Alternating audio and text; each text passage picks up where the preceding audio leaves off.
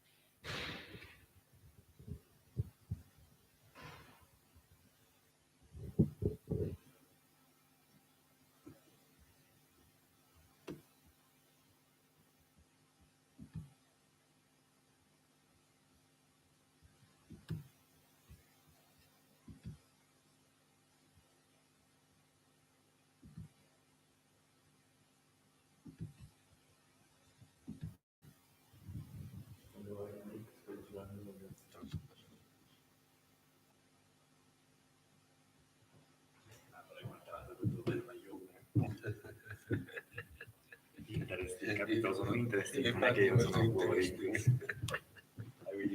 userò come icebreaker. Perché nel documentario sei lì con... Che documentario? Sei lì con il collo di integrale. No, mi piace il documentario.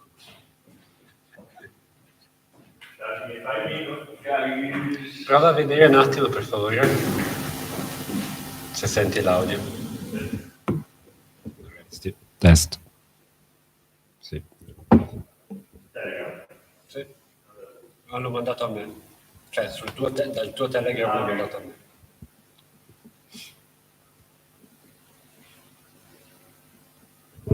Test. Giulio, can you hear me?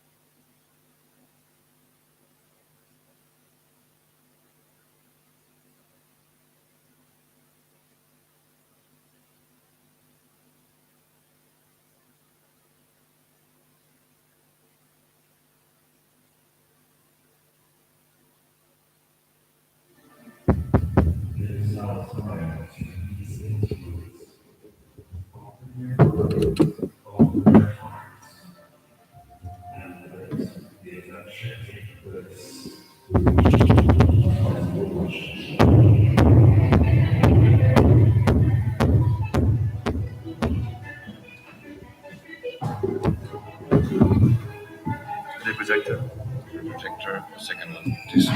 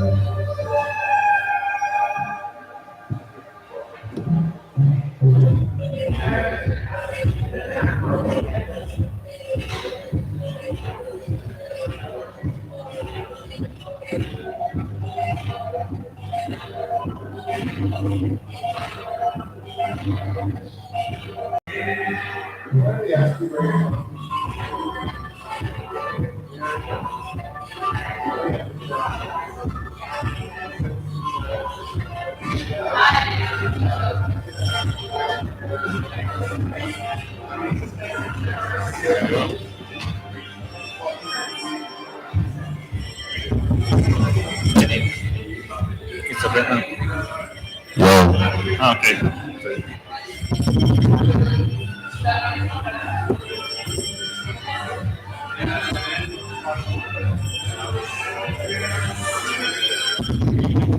We are starting.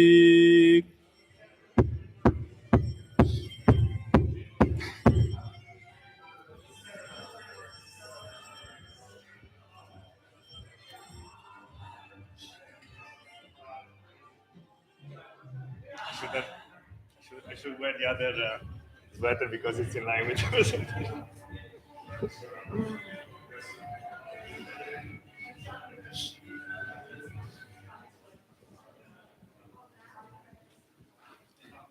But the light is always there, yeah. Yes. I watch it.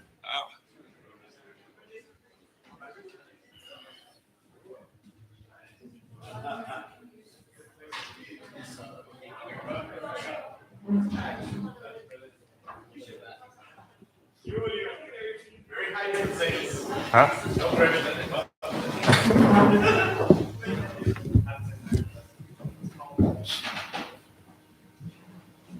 Hello, everybody. Welcome back.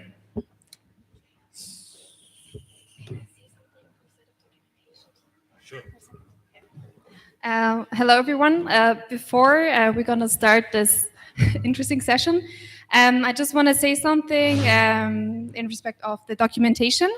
I'm the delegate from the documentation team. And yeah, it's just important that we keep all the content, everything we learned in each session. And I think that each person has different thoughts and different notes of each session. So it would be great if you can share that with us. And we thought of having the Miro board as a shared knowledge hub. So we already used that during the calls in advance. And yeah, we shared the link in the Telegram group. And yeah, we would just invite you to share your notes there for each session. And if possible, with some hashtags, just to kind of categorize what that thought is about. And yeah, so we all learn from each other and get into conversation afterwards. Okay, thank you.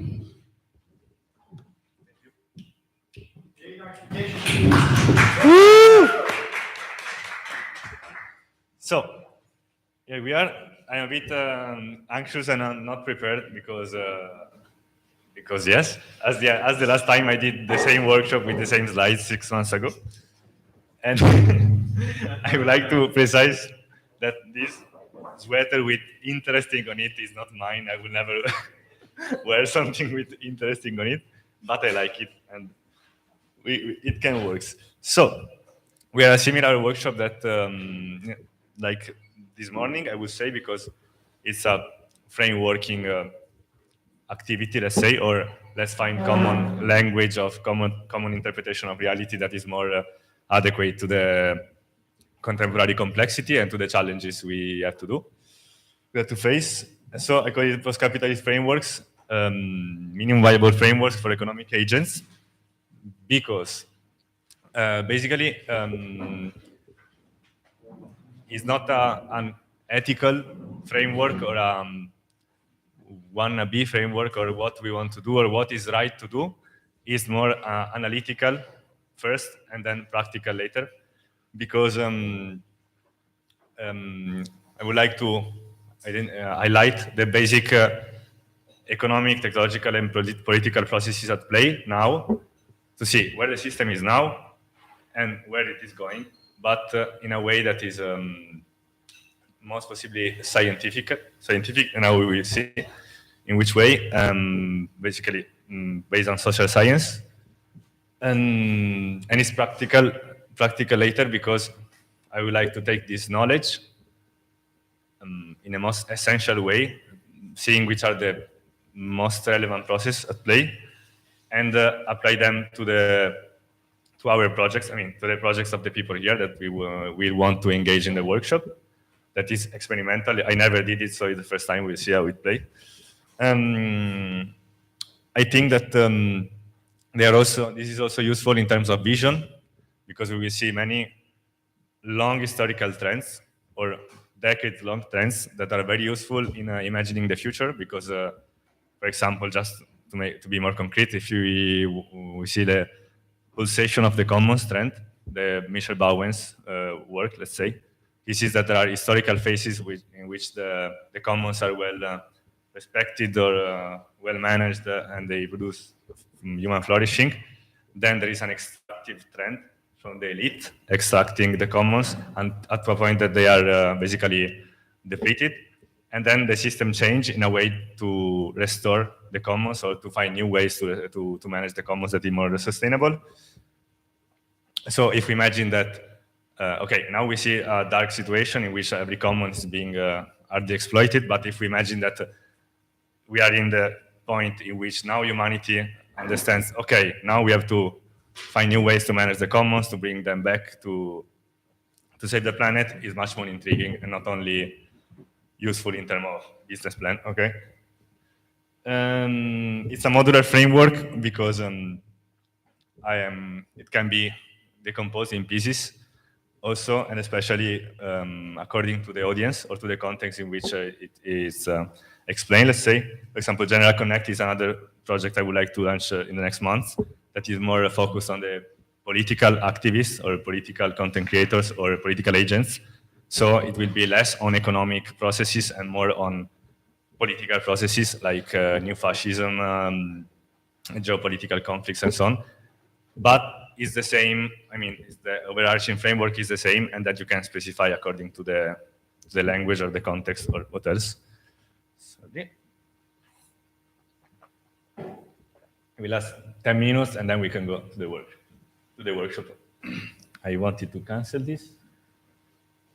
No, okay, let's keep it. So the situation is very dark, as we are saying in this conference that we well know, but this framework is also meant to give some hope, because not because we hope that the people will understand that they will do the good thing in the end, but because there are processes that are very long, and history works in not predictable, but sometimes recurrent ways. So according to these processes, we are quite confident that at a certain point, humanity, I don't know, 1 billion people die, 2 billion people die, and then, okay, we understand how to restructure society, even if it's not a given, and we could well also die in a nuclear catastrophe or what else. So, reason. Okay, already said. We would like also to meta discuss, in the sense that I would like to know from you, if you that you are projects organizer or blockchain projects organizer, if this thing is actually useful for you in any way, because maybe I'm thinking it in a certain way from my perspective, but you find it useful from other points of view that I'm not even considering. And then we go to the frame workshop. Okay. So sorry for the slides, they are very bad and ugly, and you can read them, more or less. Okay. We will see when you this in a few minutes. Basically, we have the process of this, the return of commoning. I already said it, so we can jump it. But I think that the most, I mean, you see that you have the many layers of socioeconomic activity, because like money and debt is more on the level of finance, but of course is interact with all the other dimensions in complex ways. But when you are an agent working in that field, it's useful. And I mean, you can actually isolate that field and not consider the other ones so much in details, because, okay, it's all connected, but it's also, there are autonomies in the various spheres. So, yeah, according to 5 years of readings of me compulsively seeking the best authors, the best books, the best analysis in the world, let's say, I don't think I discovered everything. So it's an iterative process, because I hope to discover more. These are the most effective and clear and well-documented ways to approach these single layer processes. But actually, I could even not mention them, because we don't need to know that this basic dynamic is that author. I mean, we can also just use the process, okay, understand the process, and okay, we understood it. And I would like it to be very simple, that you can explain to someone in 5 minutes. But if the person is very meticulous or very critic, you can say, okay, there are this book of 1,000 pages explaining it, so the data are there. We don't need to discuss, or I mean, we can discuss, but if you want to spend a day reading, you can do it. So let's see the framework. This is similar to the convergence slide. I mean, you see all the basic problems.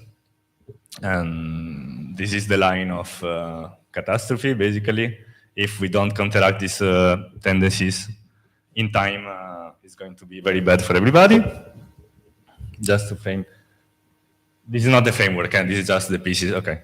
And these are the, let's say, the positive alternatives we want in the post-capitalist system, which we still don't know what it is, how it will be. But that's why post-capitalism and not common society or communism or what else, because we want this thing in some way, and mostly it will cover the majority of these aspects if we are going somewhere nearly decent. But it's more important to focus on the substance and on the processes than not of defining or naming everything. So this is basically the thing. Post-capitalism is the main initiator of this process, because yeah, it's a book that basically says, and we are starting here with the first layer, that basically there are contradictory tendencies in capitalism development that makes capitalism less and less feasible. For example, digitalization lower drastically the cost of many things and almost everything. So you have a lot of capitalism innovating through new technologies that lower the cost of things. But if you are a capitalist and you lower the cost, you are losing. And the overall system is slowly losing everywhere because you cannot meaningfully do profits in any sector. This is the basic tendencies. Of course, it's still happening. Of course, capitalism still works. But yeah, for example, the blockchain. Let me see, there are more slides. Oh, this is just a nerdy slide.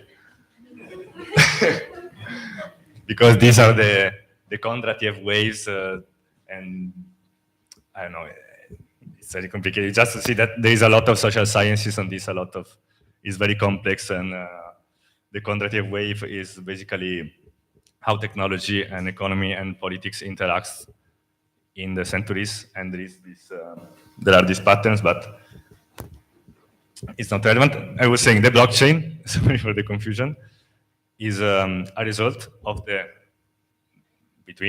beyond many other processes, is the result of the lowering cost of computation, of communication, of data structures, and so on, that is enabling a new world of technologies.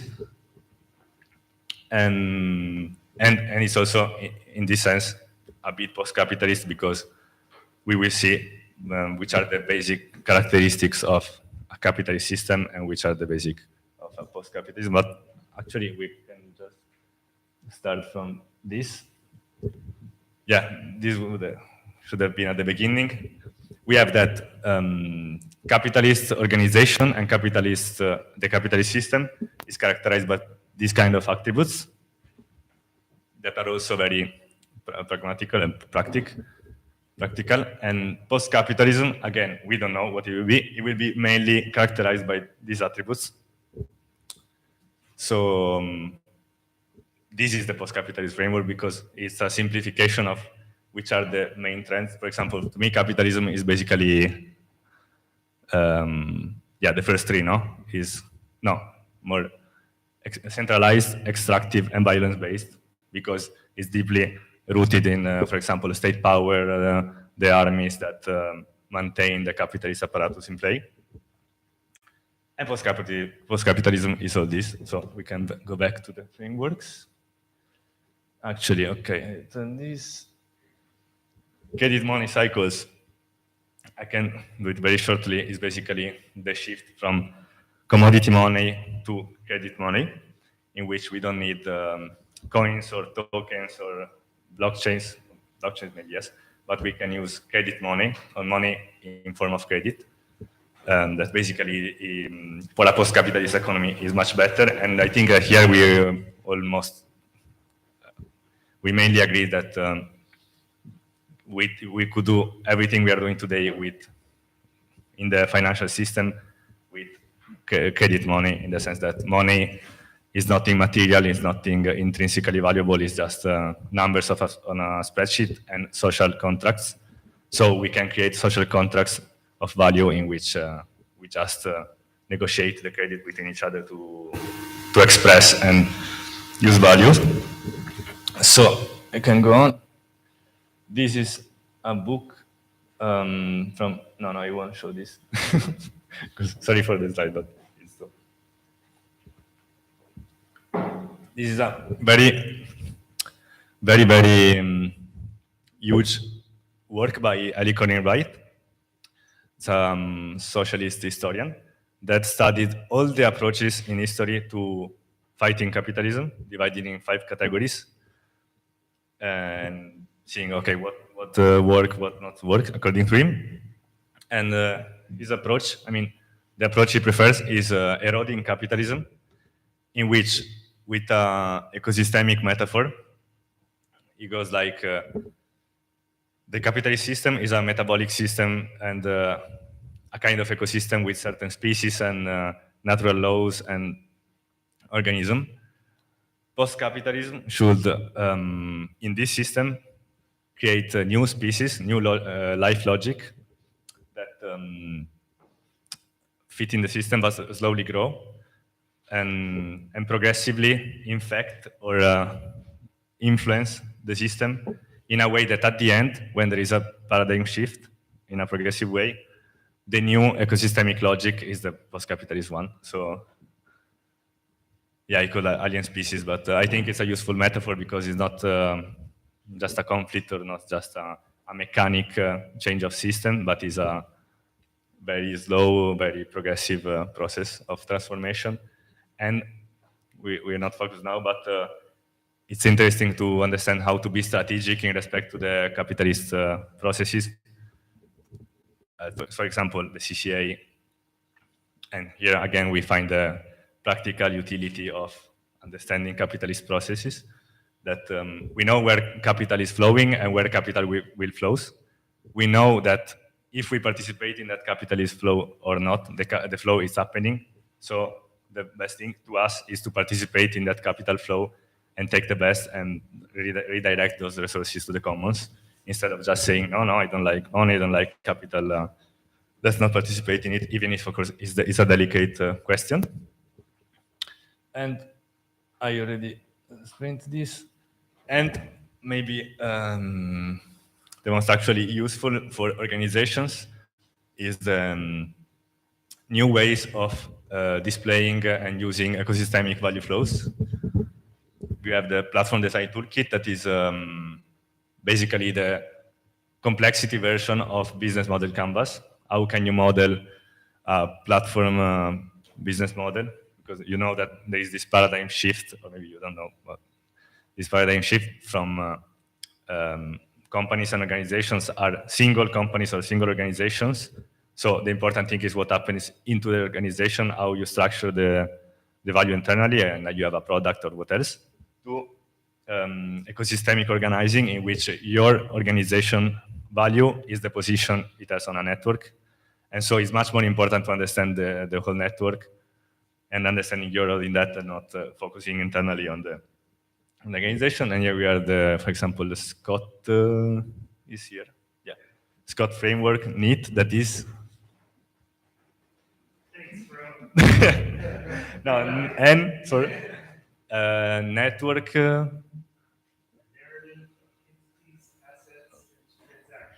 Okay, that will surely explain it to us in the next days, right? You will explain it to us in the next day. Cool.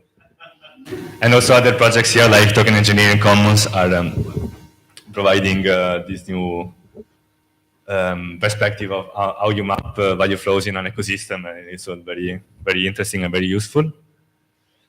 So yeah, sorry for the roughness of this framework that is not well polished yet, but basically that's it.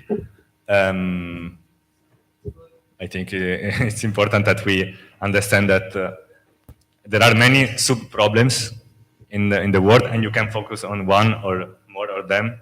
But I think that social sciences has vastly demonstrated that the most foundational structural thing is the political economy of a system. And we are living in this political economy, we have to shift to that. So how do we, I mean, we can also discuss it, because I don't think everybody here agree that capitalism is the main problem in the room. But how we shift from that to that, and how we communicate it in the most easy way, that is at the same time a pool of resources to focus on one dimension or another to understand better. So that's it. There are other questions before we move to the experimental workshop? Because we can. Any feedback? Oh, yes.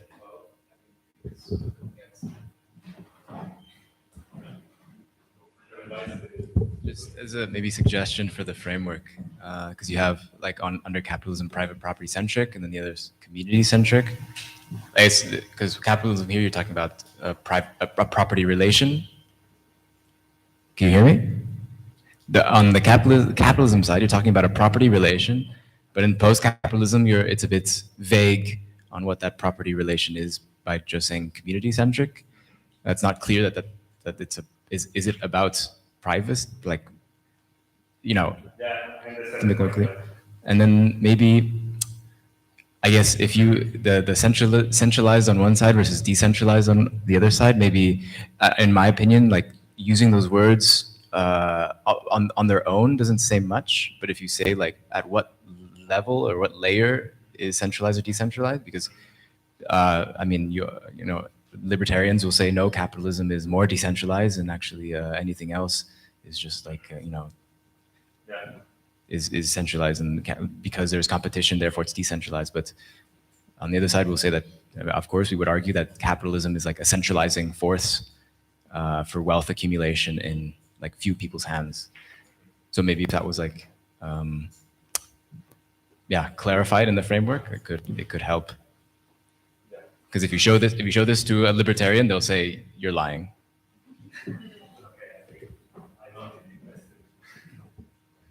I mean, there is a minority of people that has a very clear idea of all the conceptual definition of the many dimensions that make capitalism capitalism. But I don't think that the 95% of people actually have it. So, and we don't want to convince every single person of every single dimension of this. But if you agree on the majority of this, and I think you cannot not agree. I mean, if you look at the data and social science, okay, if you're serious about it, you not agree. Is the combination of all the trends that make, okay, we can agree that the thing is basically the current economic system today, and more or less this thing is what we want to develop, okay? So, but I know that there is private property there, and we should have like alternative regimes of property and not community-centric. But this is not like commons or no private property or what else.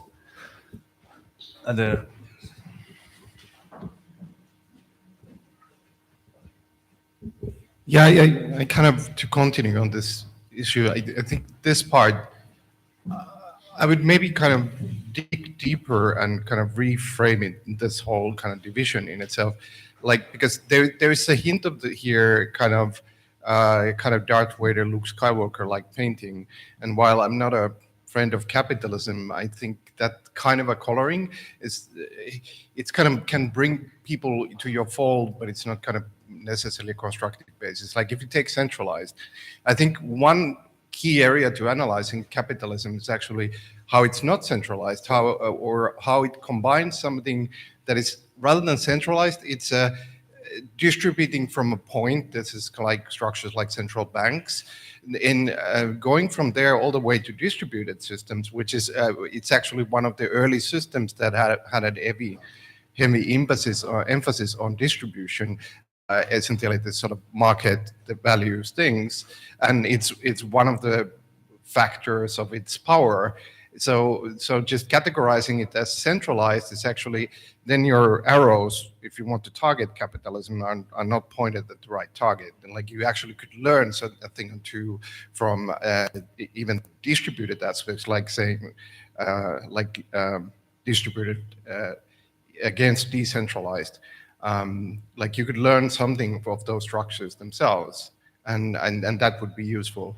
And similarly, like violence-based, like maybe enforcement-based, yes, but like but that violence, is it capitalism? Or if you look at all our social history and history of governance, is this precisely describing capitalism, or rather our power structure history at large? So like, I like the point of trying to make a definition, but I think that's something that could be worked forward. No, I'm sticking the hand.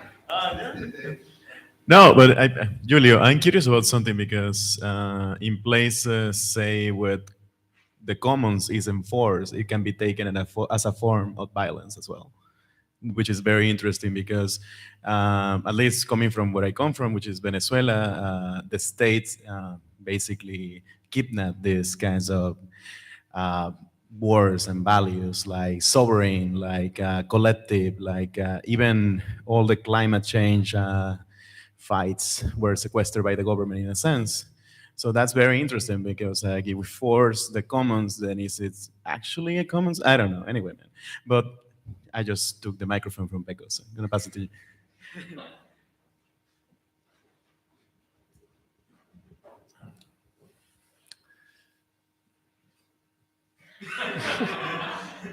What was the question? I mean, yeah, there are many ambiguous elements. Of course, the decentralized one is the most striking, maybe, because of course capitalism, as it is now, is a very decentralized system, and that's why it's so resilient and adaptive and so on. But actually, it's always a reasoning in terms of the main property, okay? The main property of capitalism is being decentralized or being centralized. Because to me, if you remove the centralized aspect, capitalism is impossible to maintain because right now, we have, for example, you have the international finance infrastructure is extremely centralized. Of course, come on, you cannot argue on this.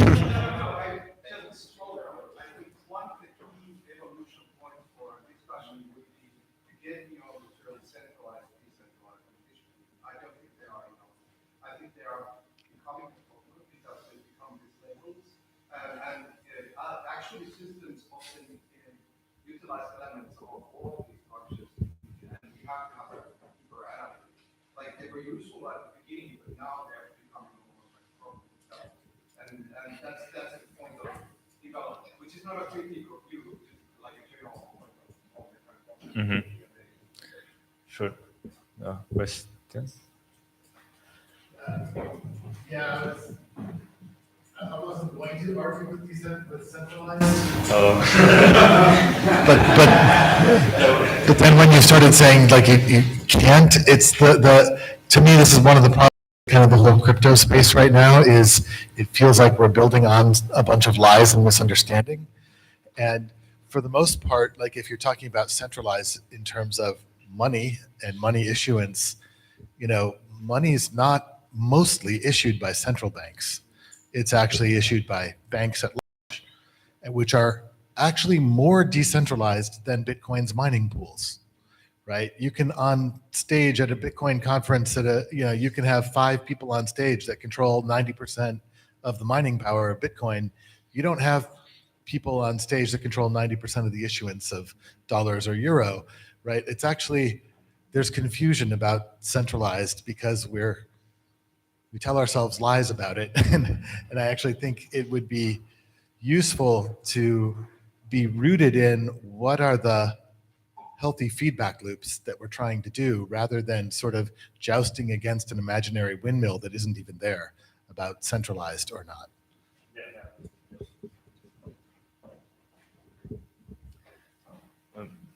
It's on the same line or it's not? Okay. Yeah, just to say, I think there's just differentiating between decentralized versus centralized networks and how they function as a system to either concentrate or disperse wealth.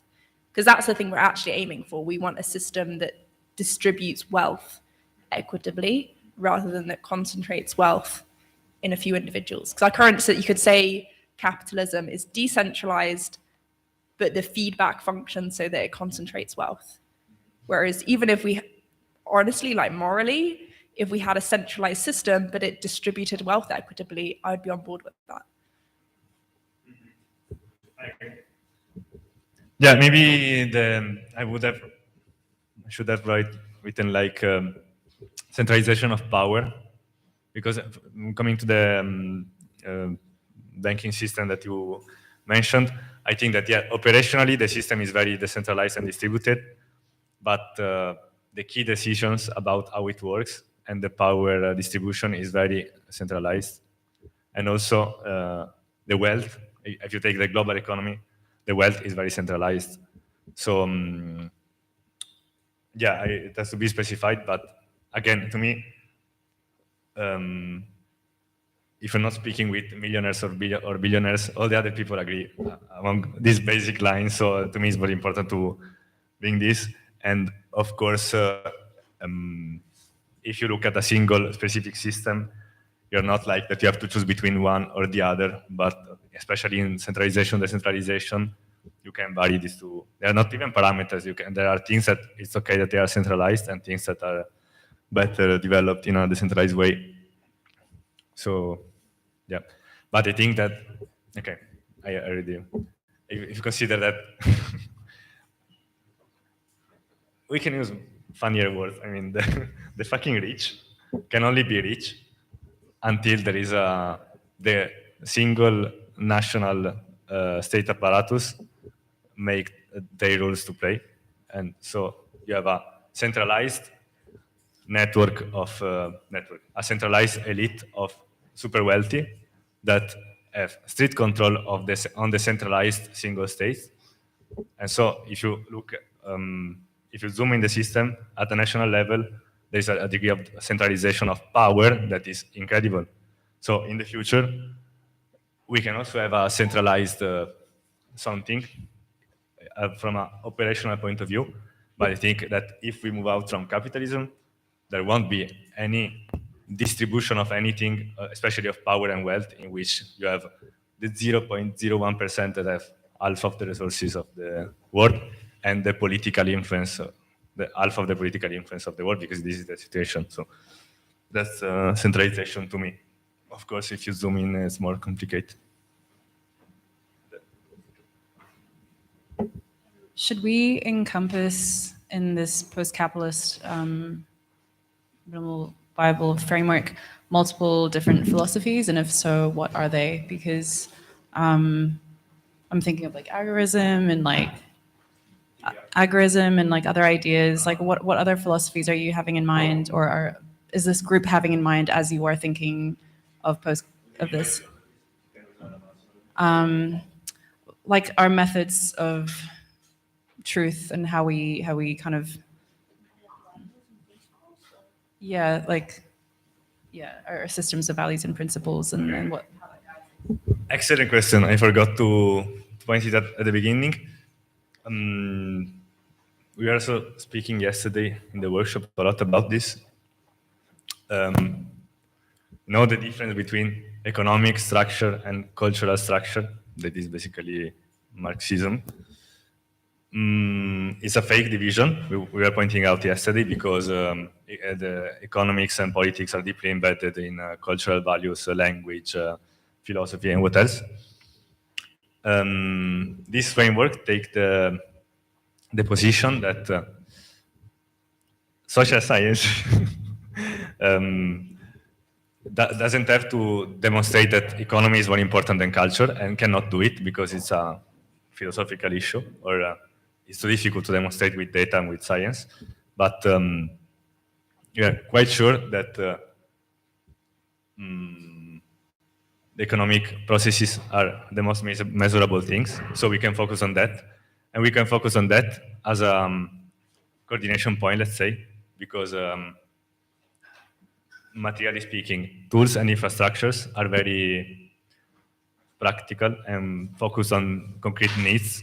So we can coordinate people around the tools and infrastructure and needs and practical problems, much more than we can do on cultural values and languages, for example. And yeah, that's basically the issue. But of course, this does not mean that we don't have to consider culture important or language or values. For example, the workshop of this morning, to me, is very important. And it's also complementary to this, because yeah, it's just two ways of looking at the system. So let's say that is philosophy agnostic, and more practical philosophy on the root properties of the system, so we can focus on them. And when you change them, I mean, if we have global commons infrastructure, they will encounter thousands of different contexts, but the culture and philosophy and values of the context can be extremely different, even if they use the same commons. Okay. I have one question,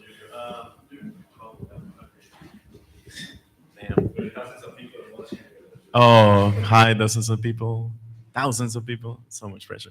No, maybe you don't have to answer this, but I'm curious about I'm curious about your quote unquote on the lake thing with the alien species.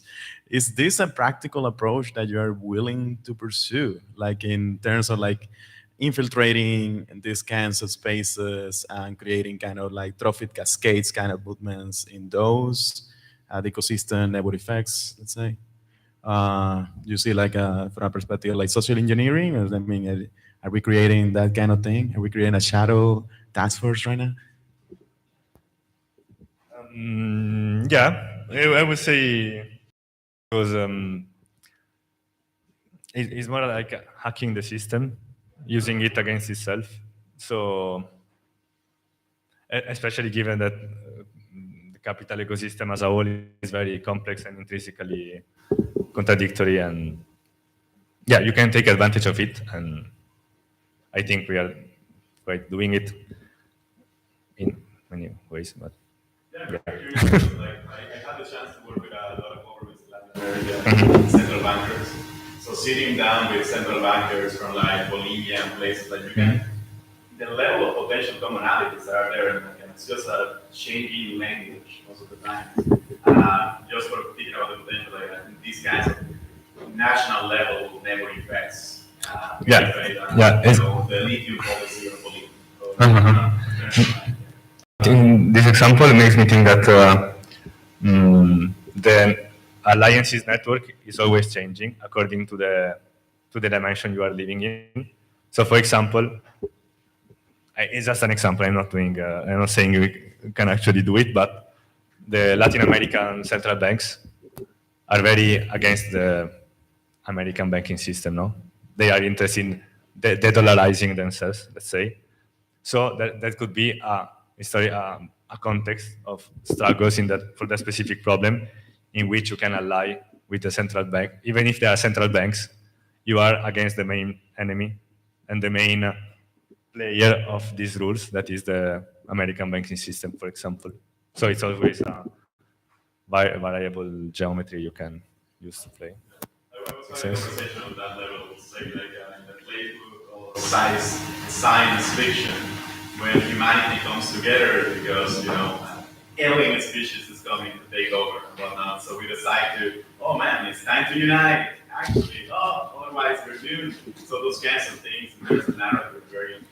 Also, particularly also dangerous because there's a subset in sci-fi that's basically we decide to unite, not necessarily because there's a shared enemy, but a shared purpose, a shared vision of the future that's collaboratively put together, which is not usually happens in sci-fi, but I guess the most known example is Star Trek. But, we don't have any cool guns on here, so that's kind of different. So yeah, just rambling. So let's go.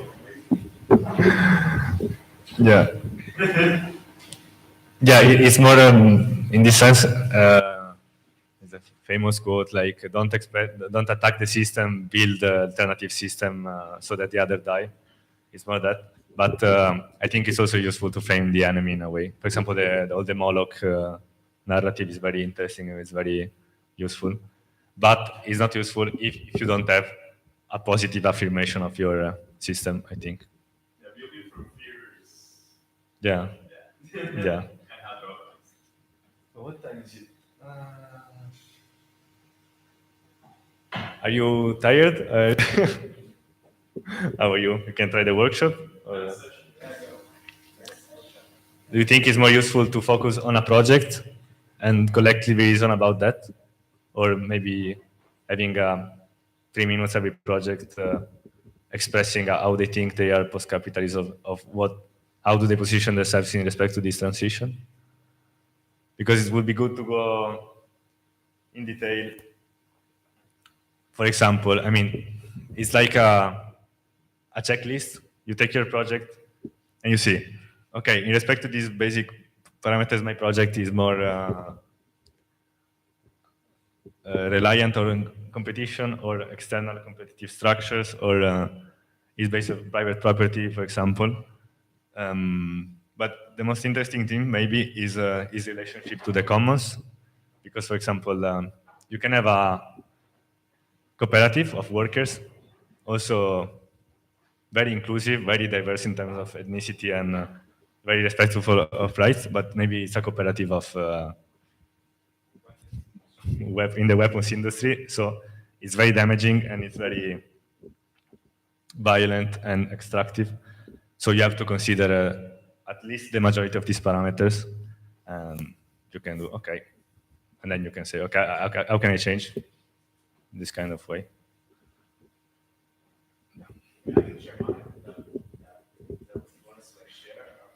Yeah. Yeah, so I'm starting a fighter jet company, workers cooperative. Yeah, sure. But the project that I'm working on is called Bread Chain. And we are like, it was explicitly meant to be like a post-capitalist, I don't know who to, well, just talk this way, to be like a post-capitalist thinking of the use of blockchain. And so it's basically, in short, sort of like a cooperative of cooperatives, where the meta structure of the Bread Chain network is made up of different other cooperative projects that are sort of aligning with the principles of the overall network. So like the four ones that we had that listed were like dual power, mutual aid, economic democracy, and transparent governance. And so we're trying to like deal with the issue of, or the contradiction of, basically building the new in the shell of the old. And so the way we are trying to do that is through one funding mechanism that we're doing is called the crowd staking application, where essentially a user gives DAI to a smart contract. The smart contract forwards the DAI into a lending pool to generate interest. All the interest goes to the metastructure, so to Bread Chain as a cooperative. And that will be used to fund the other projects that are part of the network. But at the same time, when you give your DAI, you get in collateral one-to-one a bread token. And so that bread token, you can use it as if like you are using DAI, so it's pegged to the US dollar, and you can burn it through the smart contract to receive back the same amount of DAI. Or you can use the bread to spend it on things that are in relation to the network. And so you are able to basically give to the greater structure without actually losing any of your money. It's just the interest that is going to help the cooperative. And so as a cooperative, you're sort of incentivized to build things for people to do something with that bread token, which is basically whatever, it could be anything else that you would use the dollar for. So in a sense, it's essentially a digital local currency. So it's a digital currency because it's a cryptocurrency, and it's local in the sense that it's within this like non-geographically based network of similarly thinking individuals, sort of collectivizing the wealth that is being generated from your capitalist money in order to like fund within a capitalist system something that is for post-capitalist. So it's like, it is basically I call it like an engine for funding of post-capitalism. And so I think like part of that what we have to do is, of course, like find other projects, which we do have, that are part of that network. And to, of course, the important part will be like, okay, how do we like collectively govern and manage those funds and et cetera, et cetera. But the point is that I think of the crowd staking application as like a membrane in which you're sort of like building an island of post-capitalism within capitalism, where you're sort of sucking in the wealth of capitalism inside, but keeping it in there as long as people are using the bread token over time, while also, and sort of like as a way, sort of like thinking of like a cell getting bigger and bigger with using, sucking money out from the outside, which would over time then become like more dangerous in certain ways or what have you, because we're funding these other efforts. So yeah. Very interesting because, as you're saying, you're exploiting certain aspects of the current system, no? Or you are saying, I don't know, cooperatives have to operate in this system, so how can we help them in transitioning from the first to the next? What do you think? What do you think you are helping the transition in which kind of aspects of these funds, and which one are you are the most enabling? I mean, in which kind your project shift toward that?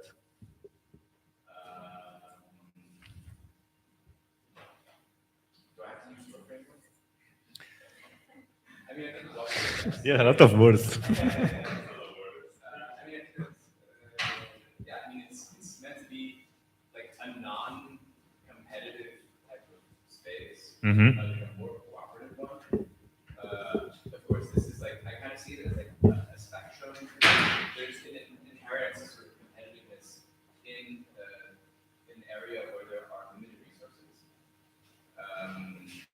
So like, it depends on, also because we have a lot of things that we haven't like completely decided upon because we don't like want to decide it as a beginning, but you know, I see it depends on how we want to sort of divvy up the income that we're making in.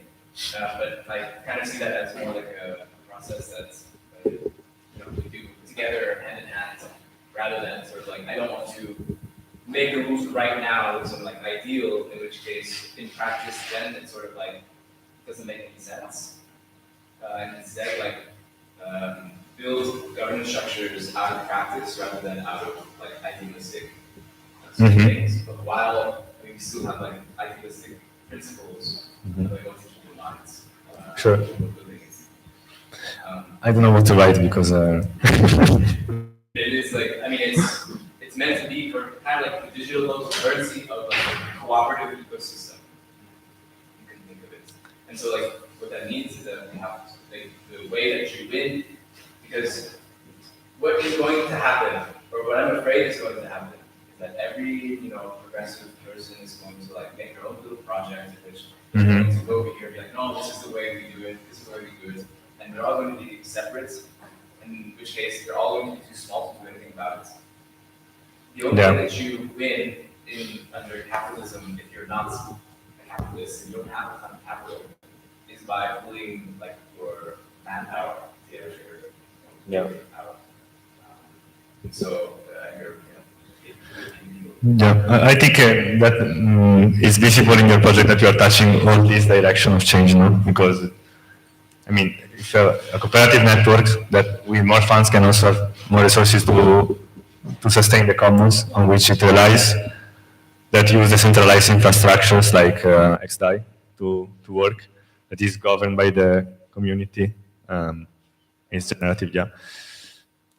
I think that we can stop it here because it's not going so well as I expected. For my fault, not for you, of course, Josh. I think I will, it would be better. Sure.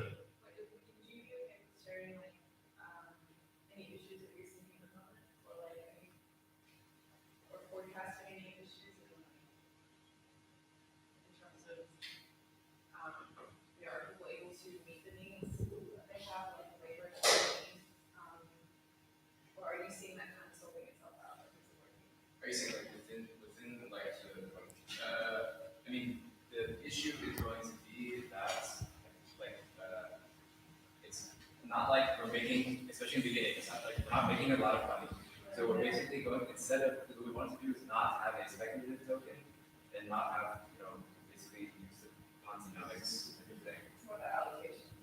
It's more, I mean, it's about, it basically means we are dependent on time in the system. So like the more time that you have read instead of DAI, the more interest is being generated at percentage yield. So it could be reinvested, but it could also, like, we also want to, of course, give money to people so that they can like be paid to do those capitalism, rather than it being like something that you sacrifice your life for. Something. So like part of that means that our generation of money through it will potentially be slow unless there is a lot of money in it. So like we're incentivized for like more people involved, and we're incentivized for building things. That's how I see like the change in the incentive structure that like speculative token. Okay, I think I will go for the projects individually outside of this workshop and try to apply this. So, because I hate making people losing time or get bored, so I think my presentation is finished. Sorry, because I thought the first part would have lasted like 20 minutes, but it lasted a lot. So thank you. Happy to discuss more of anything you want. You can find me. So now we have two things.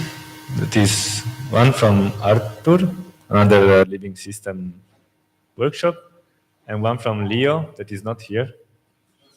So I think we can do the other stuff here with the projector. I don't think Leo needs ones. Yeah, we can also do that. Should we make a small break, maybe? We should just refresh. That means.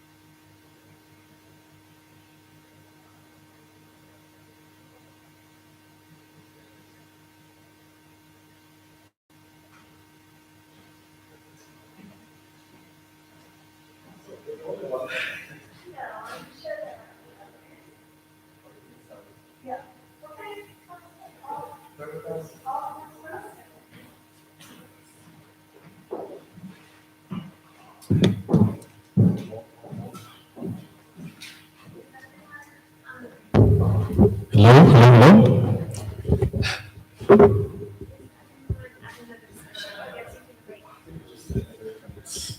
It's just self-organized, so I don't know even how. Did you announce that you were going to start your session? Yeah. I don't think everybody knows what time it is. Yeah, okay, that's right.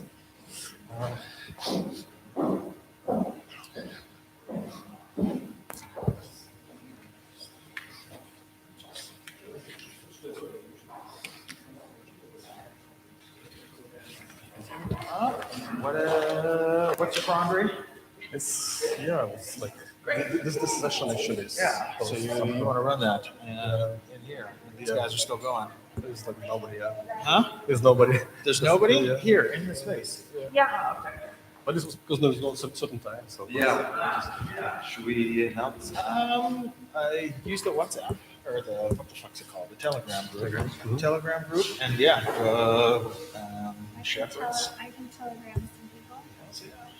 And by some people, I mean just the group. Yeah, That's the probably. only people I know about. That's telegram situation. Okay, Mangrove Farm Press ReFi happening in, what's this called? main space In and with the projector room. main space now. Come join us. Yeah, thank you. Wouldn't it be great if there was an emoji of a mangrove? I think it's just No, tree. You can just there's have tree. nothing. We could have trees though? This one is the most. This one? looking like. That's the most like a tree, the mangrove tree? Yeah. What do you think is the symbol for the ReFi? Generative. Well, we'll just have trees. Thank you. Yeah.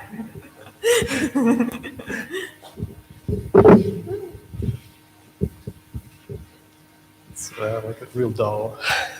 So it's completely Well, if self-organized. nobody comes inside, we can just walk right outside, and then you can be like, "Who wants to talk about mangroves?" Yeah. And you have to leave tomorrow. Tomorrow, yeah, unfortunately. Yeah, that's quick. Yeah, Yeah. I thought actually it was my mistake. I should stay longer. Oh no, it's okay. Yeah, but I mean, I want to have all the meetings like Yeah. packed and so like you come here for a couple of days. You then move. Yeah. Where Where you- will you go to next? Salzburg, Hallein, then Zurich, then back to Vienna. Where are you from? Italy, Like, which parts? Bologna. So it's like a ReFi hub in Bologna, looks like. I think that's where the next conference should be. Yeah. I must visit it because I will be near Bologna in June. Oh, they're having an event there on June 4th. Did you I've see it? heard from, yes. So I definitely will because we'll be in Lido di Saglia, which Ravenna, I think it's just pretty close. So I just go and meet you, Yeah. in Bologna, like Italy, ReFi Yeah. community. Yeah. I mean, I love it. Italy a lot. That's Yeah. one of my favorite places. It's a really special. Okay. Well, you announced to outside. You said something to outside. Yeah. That's,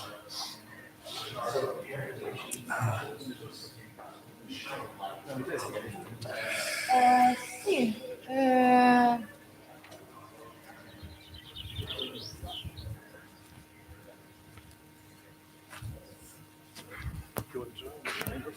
Oh, yes, sure. Okay.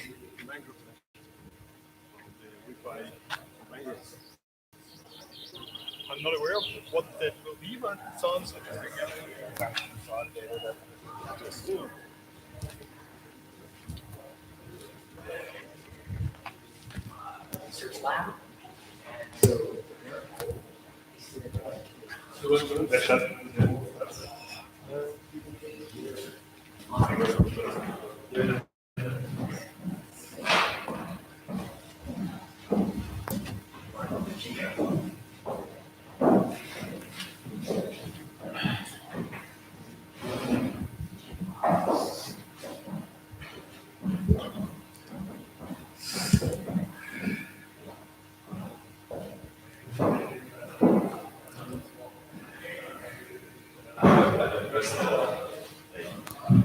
Love of mangroves. It's as at school many years ago, we did a field trip to go and see the mangroves down the Guinea River, so it's outside Durban. So Durban. It was a biology field trip which I went to look at the biodiversity and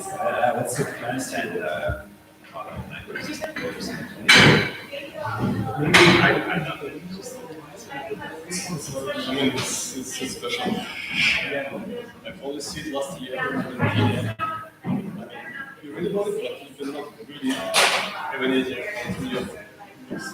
Can you go there and develop it?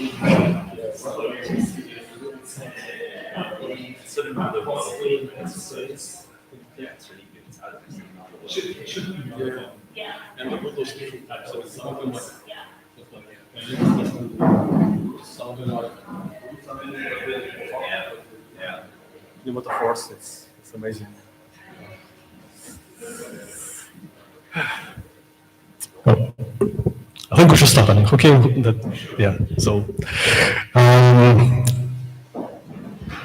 it will not take a lot of your time, and I think my idea was to come here to ask for advice and maybe get some feedback and early, because I think it's at the stage where I'm at now is to shape the idea. So it's like, make all the mistakes. And so, like the plan is just to talk about a little bit about mangroves, like for those of you who might not yet know what the beautiful species it is. Then to talk about the carbon financing mechanism, the way it is now, the way it works currently, and then talk about the tree coin experiment. Like I would say, it's one of the earliest ReFi experiment we did 2017, and how it went, what went wrong, what's with it now, and then the ReFi for me, it's one of the potential solution for bringing the new sort of energy into space.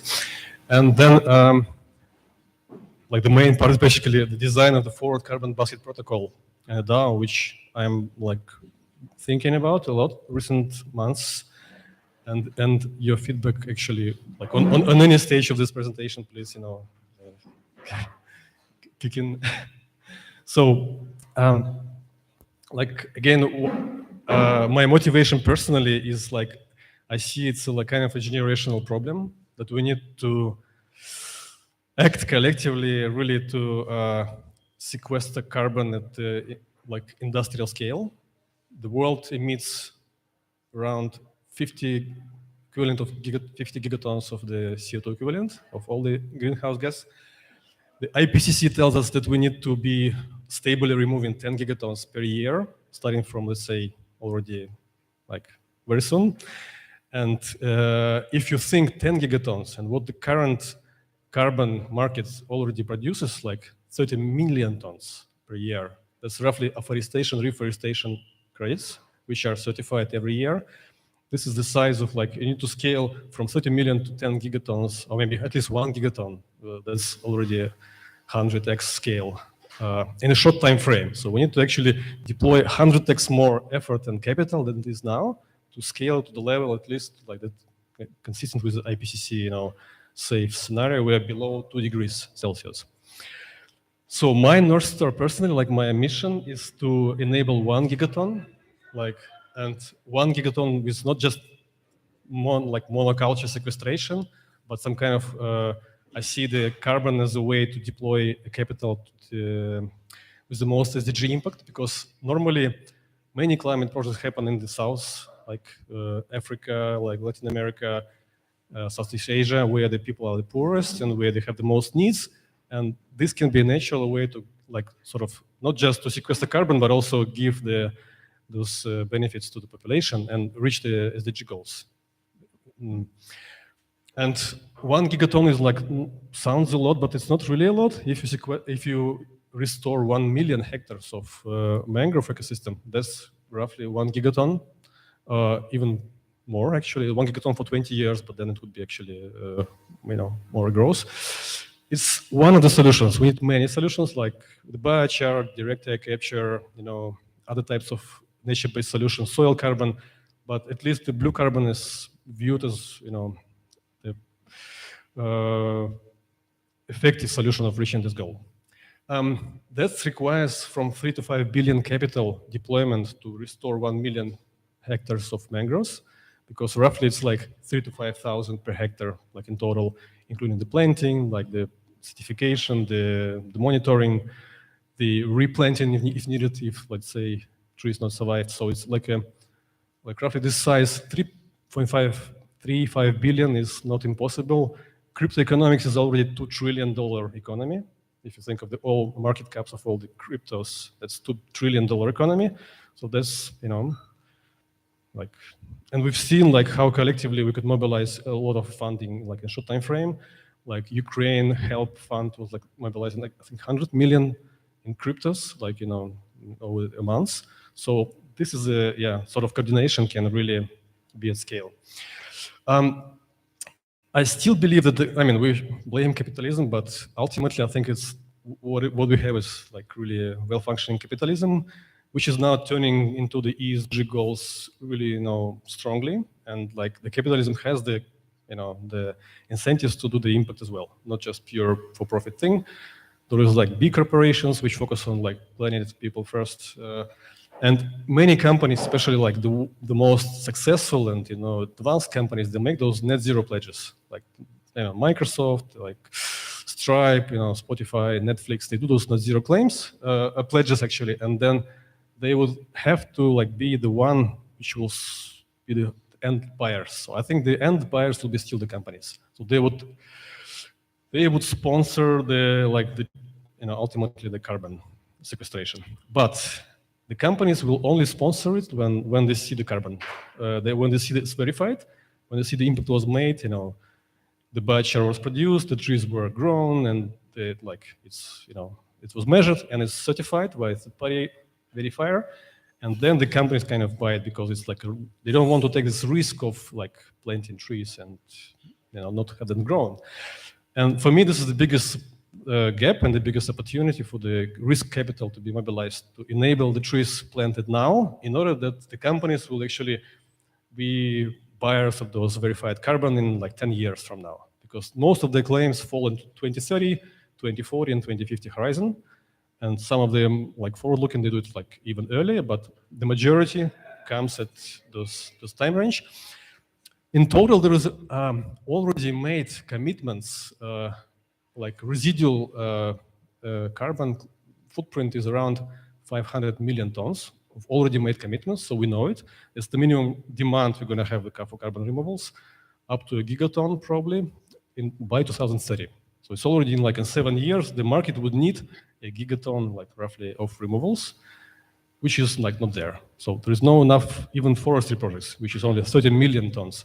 Not to say about biochar, which is 100,000 of tons, and other types of carbon removals is probably in thousands of tons. So it's like it's tiny market now, but it's a big potential now to develop this. And I believe, and that's why I'm here, that ReFi is the tool to spark this kind of collective movement, like in a small tickets, like basically create like whatever the big company would otherwise create, in a longer time frame, but we can collectively act as one big organism. So now the mangrove thesis, like why it's beautiful species. Actually, you see there's like it's a coastal line, so it's basically the ocean. So the mangroves, they grow like on the border of the land and the ocean, And typically in the areas where there is a fresh water coming from the rivers or there's not fresh water, but also the salty water with tides coming along. So they can survive without the fresh water for quite some time, like half a year without fresh water, only in salt water, but they still need some fresh water. And they have those kind of, they're different species. Some of them have roots like this, Rhizophora macronata, they are above the ground with the roots. There is other one like Avicennia, which can grow a bit upper on the shore, which has the so-called pneumatophores. It's like air-breathing roots. They're coming from the ground up. So, they look like aliens, really. There's very special ecosystem there. So there's lots of fish, sea life there. It's the kind of organic matter also powers the seagrass ecosystem there, a bit close to the ocean.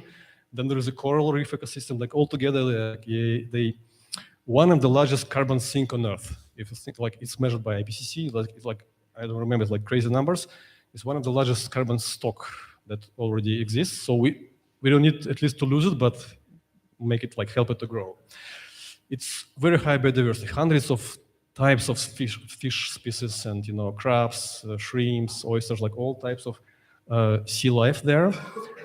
It's a food source for all of the local population. Mostly they fish there. They typically it's if you calculate all the ecosystem services which 1 hectare of mangroves can generate, I've took some numbers. The average is around $200,000 equivalent per year.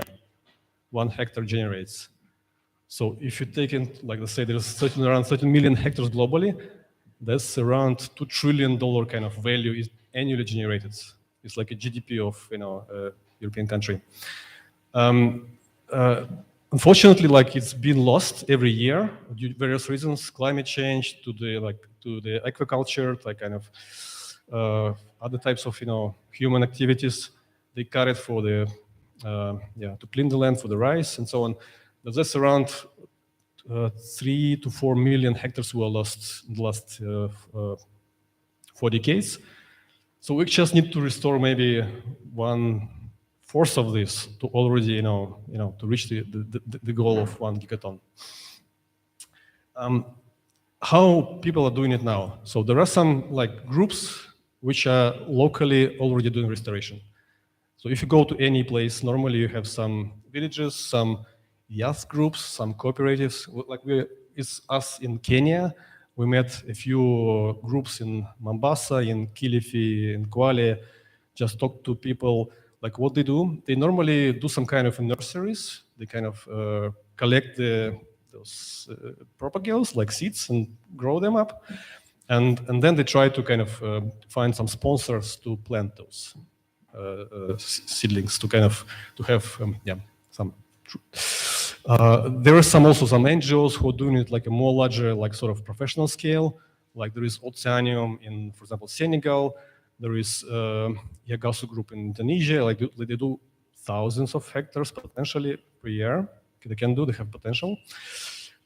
And what they actually, there are also some really eco heroes who are not yet even formed a group, but know where to plant, how, and maybe even how to plant. So the project of restoration of mangroves is, if you really want to do it, that the trees grow and survive, not die, it's pretty costly.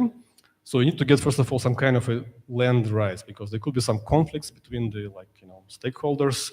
Somebody want to build a hotel there, or so you need to somehow coordinate with the local forest department, global country forest department, that they are aware and support this project. That they know there's restoration goes on. Then you need to organize the preparation of land, the nurseries, because if you plant with seeds, sometimes the survival rate is very low. So you need to plant a lot, and in the right time it's difficult. It's better actually to get a nursery, plant a seed in the a small box, wait until it grows, and it's already kind of have high chance to survive. You just need to plant it, trench it, plant it, and to live. Not always, but yeah, most likely. Then the cost actually is, if you calculate the tree basis, it's roughly $1 direct cost. could be 3,000 to 4,000 trees per hectare, so like $3,000 to $4,000 per hectare cost. So that's the, I mean, it could be less, but not too much less, because there is labor, there is those nursery preparation, there is trenching, like boats, people, like labor. So 1 hectare is probably can be planted by 30 people in a day. So that's roughly the size of the labor required. And yeah, so somebody still needs to kind of to organize them, to feed them, to transport them. So it's kind of a a project of good size. It's quite a risky thing. So like you can plant. I mean, this is our land initially we get mapped in Kenya, and we were like really happy because it's like the patches of land like this is a few maybe tens of hectares, like 80 hectares like this. Empty land, great to plant. We almost started to plant there. We paid even the local partner. They just waited until the drought is over. There's some rain, there should be some rain started, and we waited. And then my colleagues from Vienna, they came last week to this place to actually, they make some soil measurements together with some Nairobi colleagues, and they realized it's just a sandy soil. And the guy who was like already a scientist, he said, the Jews will die there. So if you plant in this environment, they will die in 5 days. And this is what also happened in the community. They also tried to plant there, like made some trial planting, and the seedlings died. So because it's not enough, it's not the best, not the proper soil. So you can plant the wrong species in the wrong place, in the wrong time of year, and the trees will die.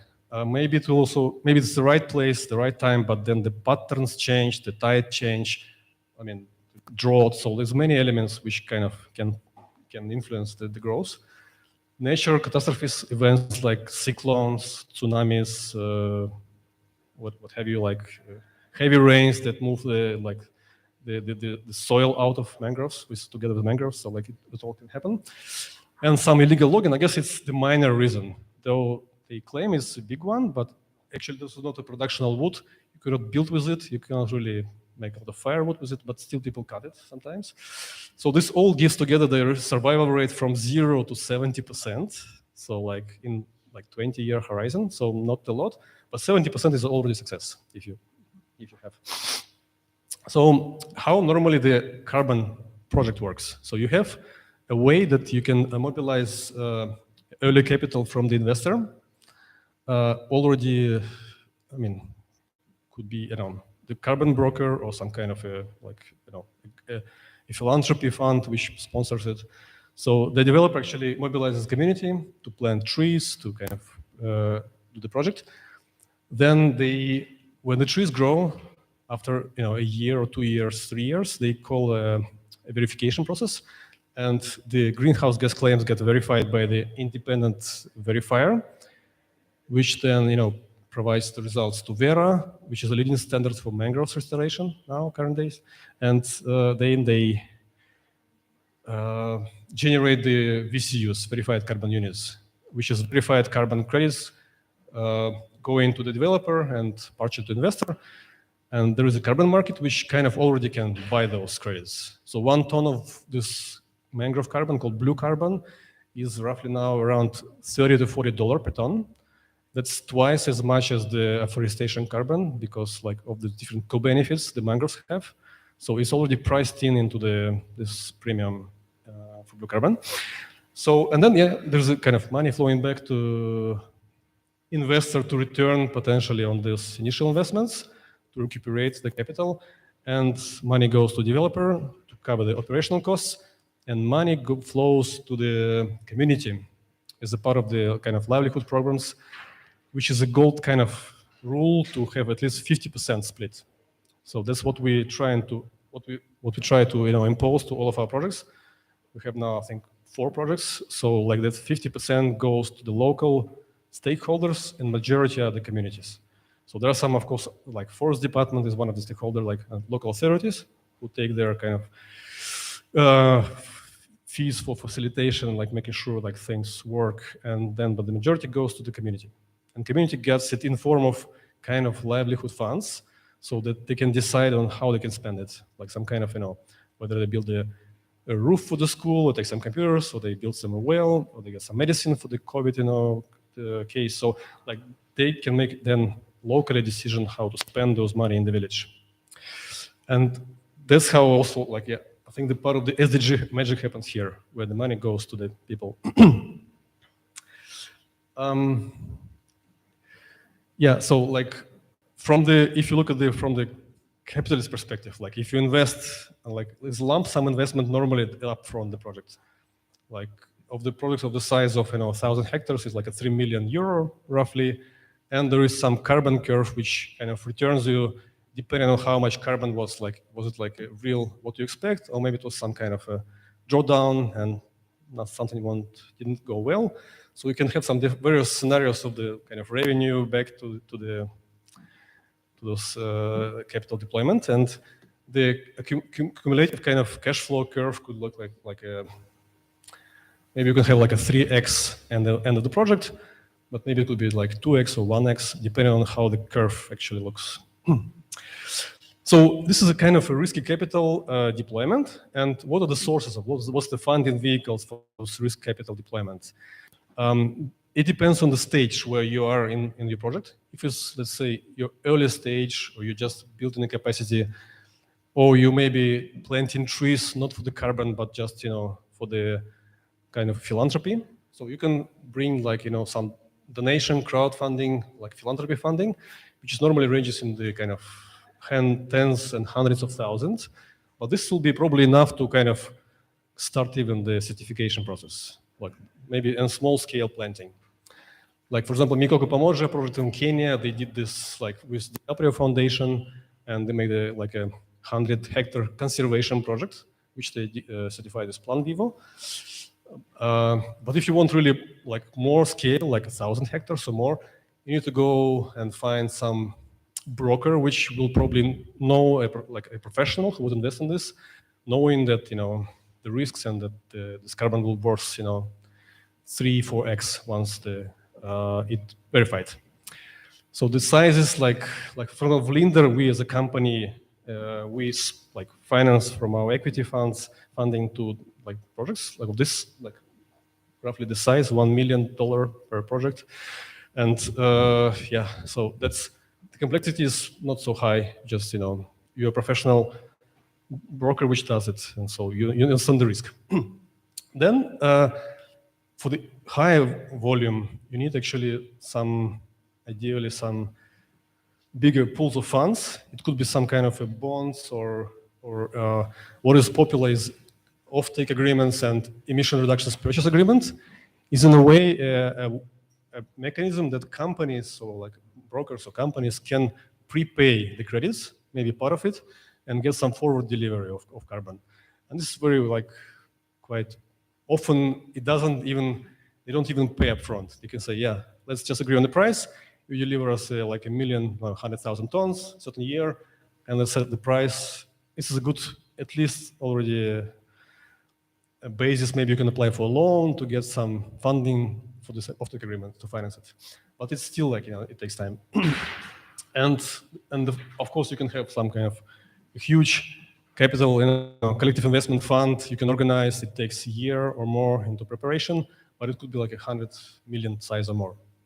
Very difficult, very complex, lots of regulation.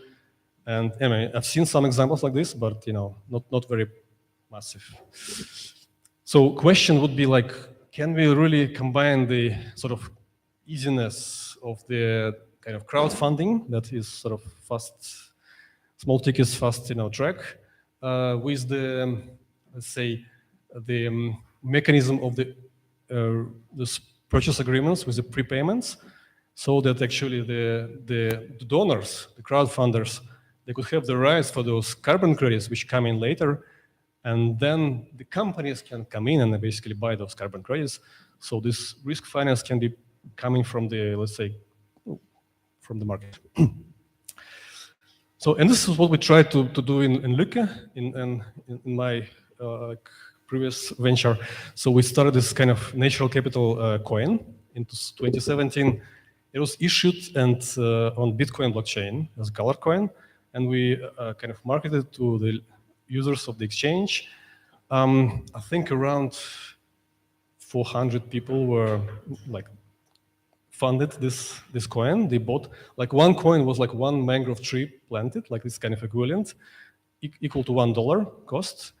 And at that time, we expected this will generate 1 ton of CO2. Basically, now it's much less if you deduct all the, all the costs. But this was the initial premise. And there was the understanding that the buyers of the tree coin, they will somehow get the carbon rights later on the way. So it's not just a pure donation, it's a kind of, impact token, which can generate some carbon, return. So it's a bit of probably it's like a ReFi thing, right? So it's a financial regenerative, action, and where the people not purely kind of do it for like impact, but in expectation of some return. So like a bit of the Degen, mentality. But still, those are like not pure digits because they didn't expect the immediate profits, and they kind of for 5 years this didn't generate anything, and only this year, the 8% of this year issuance, which is around 4,200 tons of carbon, went into the Mangrove DAO. Now it's called Mangrove DAO. It was renamed from Treecoin to organize as a DAO on Polygon blockchain, and this now is starting to be the real DAO. So we try to now think how we can spend those tokens, whether we just use them, as a pay back the investors. So just maybe create a liquidity pool to create some tradable mangrove ton, benchmark. So there could be then some discussion. It's ongoing. That's the Mangrove DAO. What was not so great? First of all, of course, the fact that the 5 years it didn't really generate some revenue, some carbon return, that was already a bit of a setback. So the coin actually went from $1 to like 30 cents on the market. But now, since it's kind of paying back again, there could be some more activity again, probably. So people won't be so upset. Then we realized that the trees are not good representation of the kind of this impact made, because sometimes trees don't survive. You may have different tree density on the hectare. So like basically the hectare would be a better representation still. But also with 1 hectare, sometimes it's fully degraded or partially degraded. So it's not the best kind of representation as well. So with kind of maybe the tokens better should mean some kind of tons of CO2, like tons of carbon coming, in the future.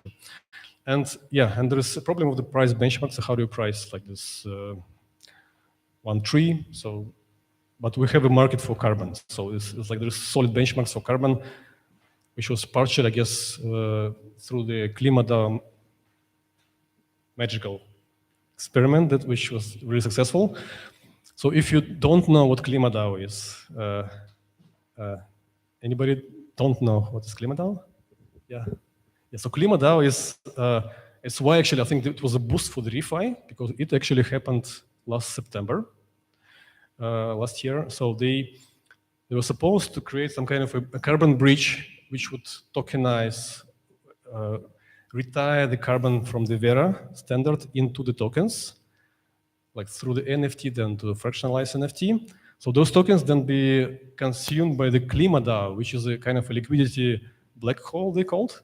So it's like there will be a session tomorrow on the Ponzi-nomics of the ClimaDAO. It's like a Ponzi game with high interest rates, like 40,000 interest rate per year, so like crazy interest rate. But that still brought up like around $100 million liquidity in this black hole, and which helped to bridge around 22 million tons of carbon. So this is the largest tokenization exercise ever. The previous one was Moss Earth, around 2 million tons. This was like 10 times more, 20 million tons in a very short time frame, like in a few months, basically 3-4 months.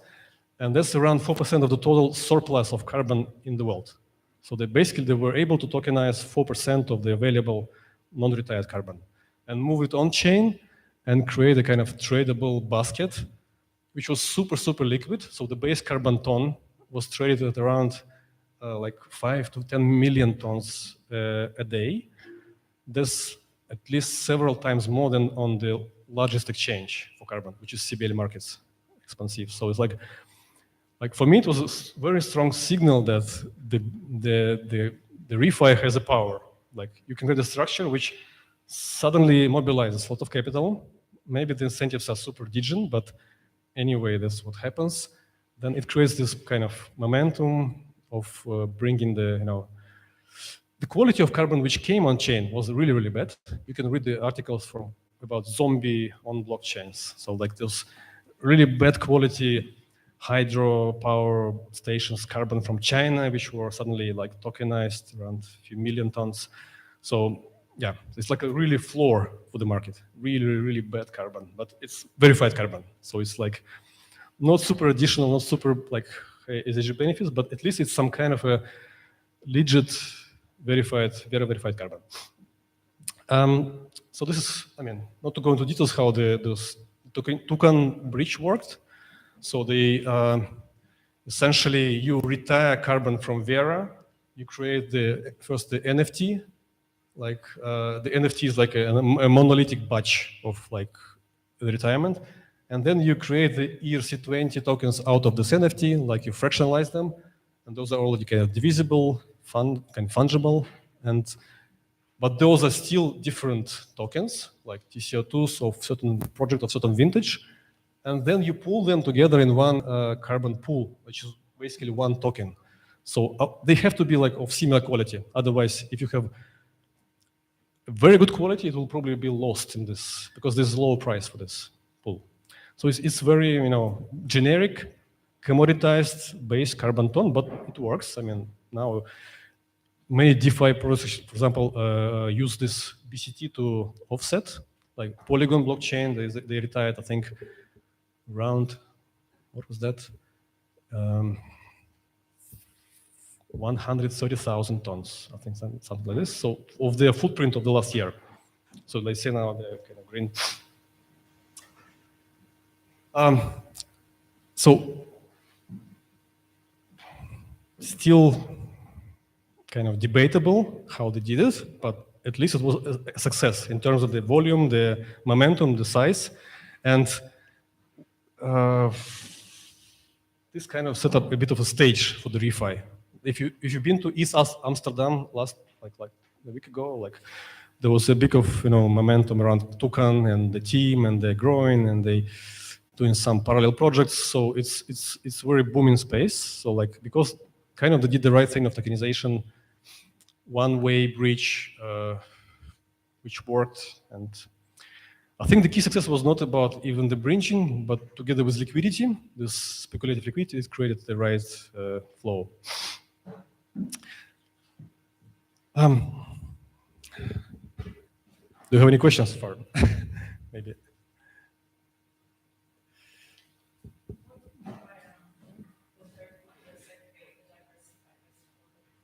What do you mean by it? Okay, so now we're going to the second part of my talk, which is really nurturing these ideas of like how you can create a structure on the ReFi-based structure, DAO-based structure, which would help to finance early-stage carbon projects. Like what token does, it tokenizes existing carbon, like verified carbon, which is already kind of commodity, which is on the registry, it's no risk. Actually, it's Vera the entity that certify carbon credit.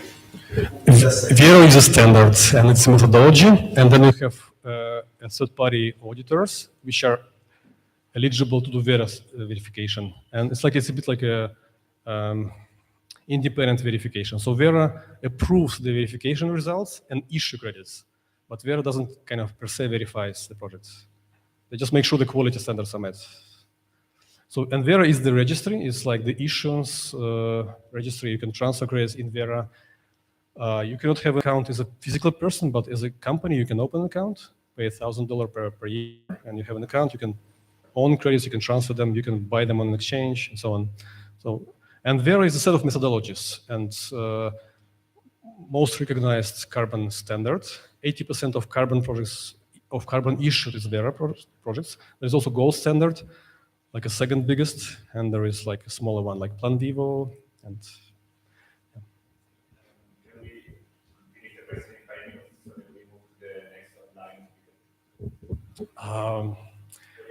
I have some more, yeah, actually. Yeah, so, I think I'm 40 minutes, yeah. 30 minutes, okay.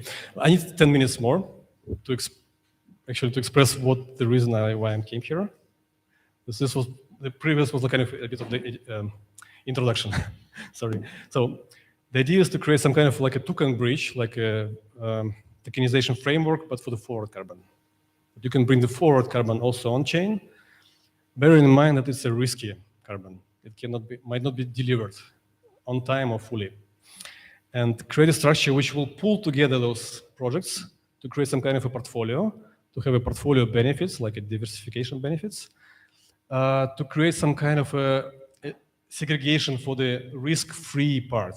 So you kind of do some financial engineering and you decouple the risk-free guaranteed delivery carbon from the sort of the risky part.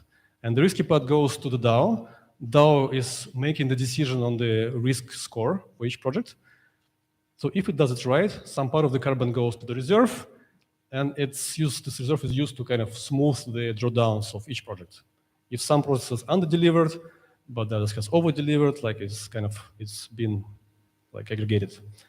And if the DAO makes its risk estimations right, then there will be some excess carbon captured on this reserve, and the DAO can earn from this excess carbon. So it's like a risky flow of carbon if the DAO does it work right. So if there is more projects, like good projects around in the basket, the reserve will grow, and it will basically kind of incentivize the DAO to do the estimations right, to bring new products in. So there is two Lego blocks of this. So one is the so-called forward carbon token, which is a straightforward representation of the validated carbon curve from the project. And it could be, for example, like a delivery of carbon by 2030 with like based on the kind of best effort basis, like if there will be, like it will be proportional to the carbon generated on this hectare. And the delivery asset could be like, tokenized spot carbon. So the token is issued by the supplier itself, like a project developer. It can mint the carbon token directly, linking into the kind of prepaid forward purchase agreement, aka token offering documentation. So it's like, this agreement normally is used if the project would want to finance itself from the broker, for example. So you just do the same agreement, but make it, tokenized, make it digital, make it divisible, and kind of in the form of a token. It's still be a possible way to do it without it being security. Also could be done by some kind of an agent, which will kind of intermediate and help the project developer to do this thing. Could be naming convention, for example, FCO2 VCS project 2088 with delivery of 2030 year. Like we basically take the curve from the project documentation, strip out each year, and tokenize it as a separate ERC20 token. So this is like FCO2 VCS 2025. Then when there is a spot carbon, when like we wait until 2025, spot carbon is issued, verified. It's also been tokenized through maybe token bridge or like C3 bridge, several bridges, and then deposits to the relay smart contract, and the holders of those forward token can claim their spot carbon like proportionally to what was delivered. The biggest challenges here, as I mentioned, is the risks, because the trees might not grow for various reasons. Could be also the model risk, that the initial curve was estimated like, maybe with their own assumptions. It could be different from the real world. Planting mistakes, the natural events, certification problems like delays and so on. Maybe it could be even like this insolvency of the project developer. So this is the real curve from the project 1764, which we sponsored with a tree coin. It's the real delivery of it. Actually, it's like around 30% less than what was initially projected. So the real curve is this compared to the gray curve, which was supposed to happen. If you look at the similar mangrove projects in Vera, like I think around 5 of them we analyzed. Some of them, they have the downside, like the Myanmar project. Some of them, they have the upside, like in India.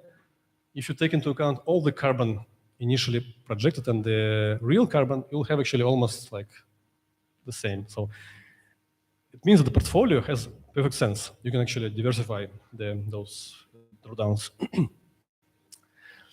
So, but the problem is that, like, can you really sell this as a token? Like, somebody will probably buy it, but there is difficulty, like, in terms of like benchmarks. How do you price different vintages in different projects? And this still has a risk. So, like, so the buyer will still have to take this risk. And what the second Lego block comes is the portfolio. The portfolio element is kind of called the basket, with a risk reserve, which would actually smooth those, volatility.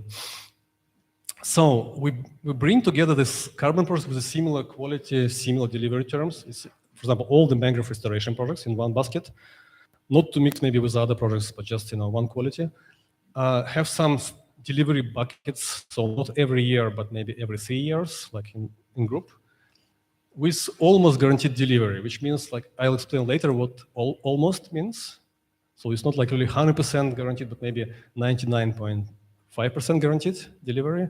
And the reserve actually will be used to create this guarantee.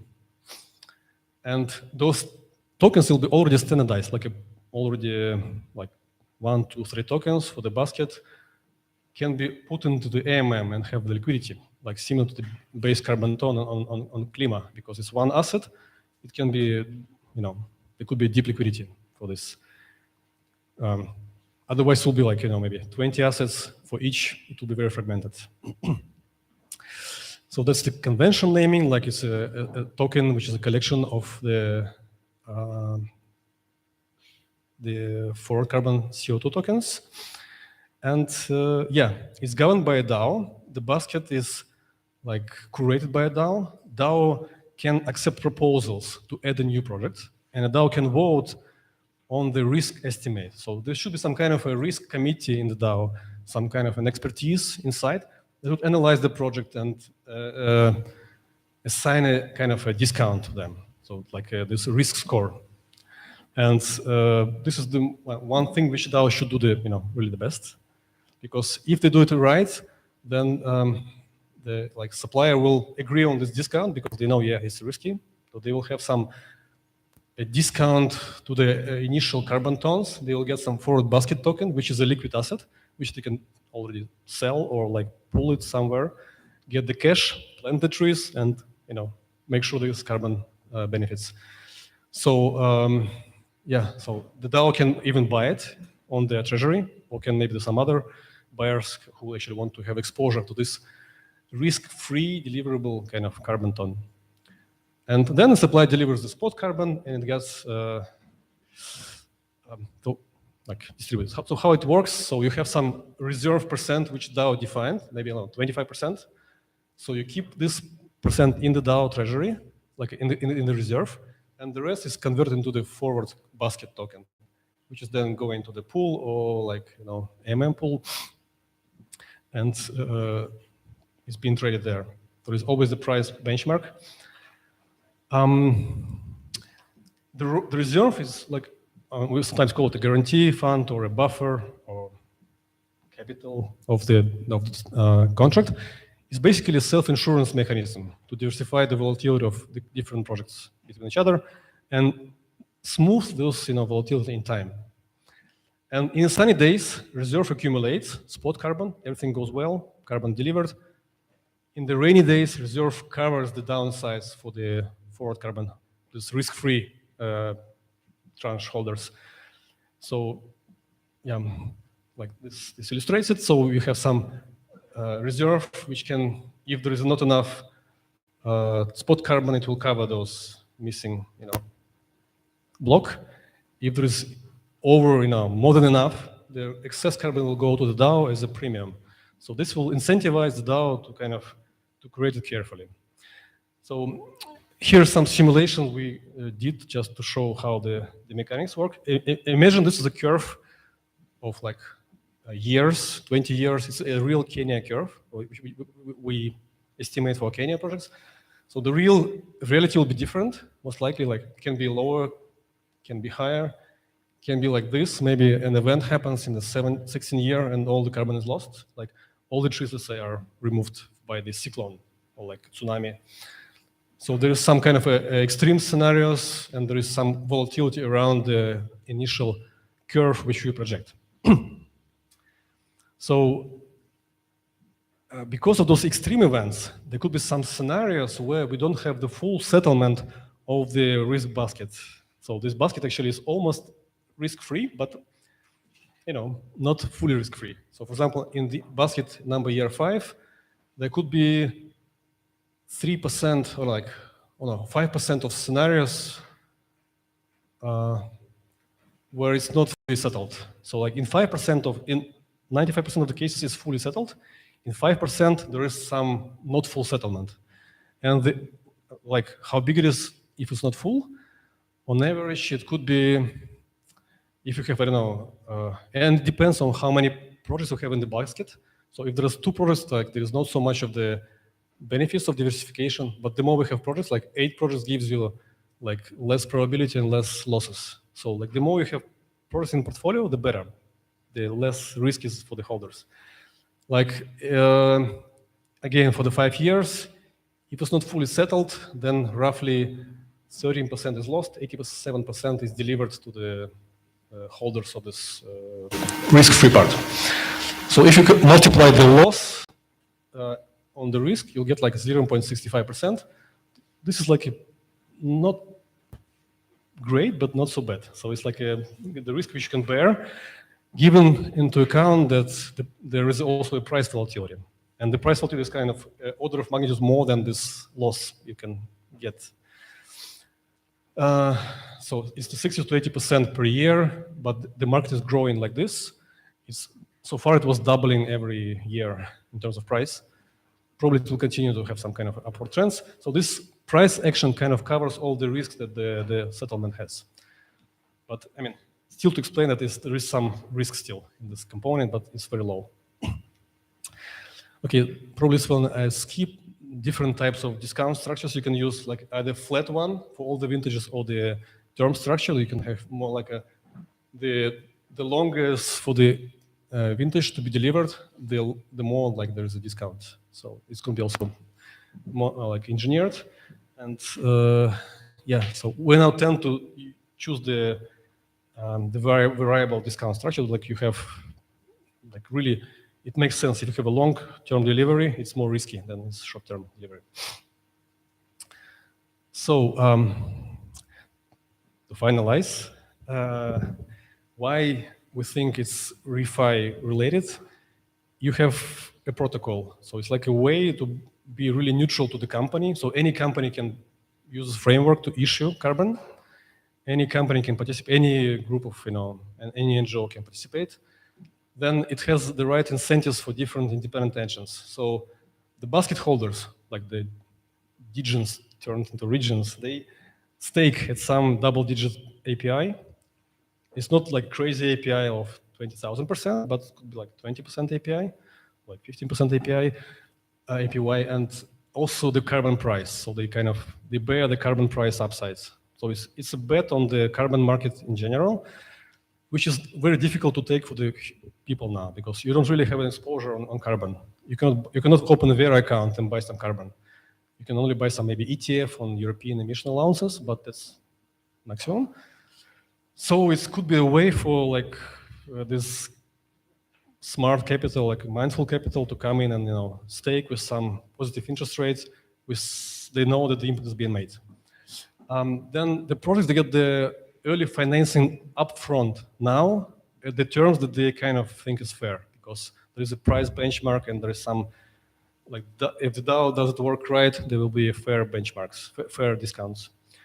And the DAO holders, they benefit from doing this thing, doing this kind of risk assessments and managing this governance of this pool and adding more high quality projects to the pool. So that's in brief the idea. So thank you for your attention. Really, I mean, it's a big privilege to speak to you.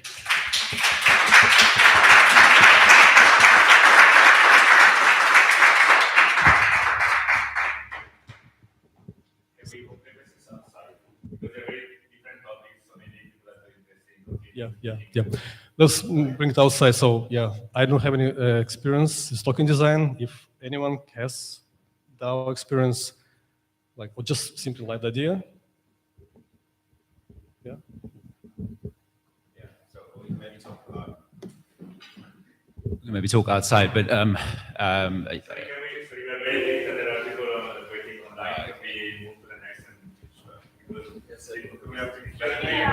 Next row, and we start something like sorry.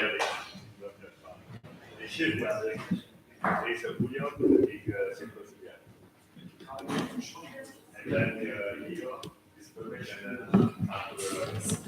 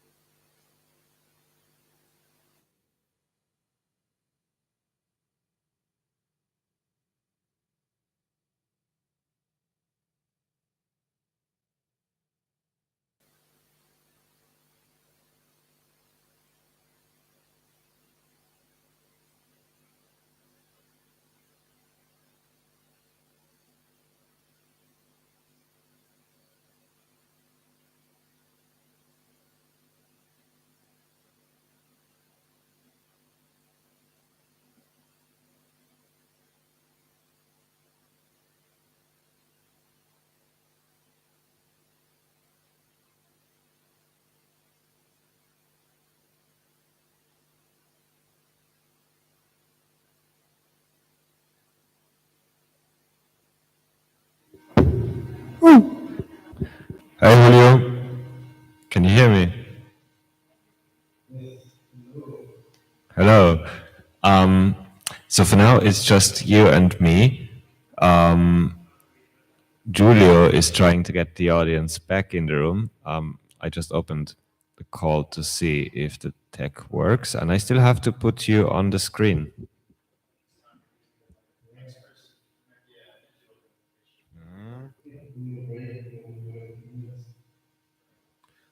Okay. Well, I'll pass you on to Jeff. I just wanted to say what's up because I heard your voice. Oh, this is how he sees me. This is how he sees me. Oh, cool. Nice. Yeah, we're talking about it after this, actually. So we'll let you know. We'll definitely swing by the coffee shop, the coffee garden. Cool. So, ah.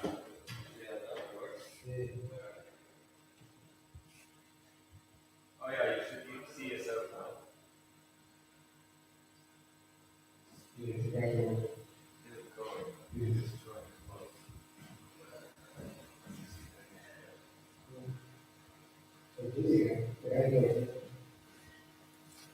Cool.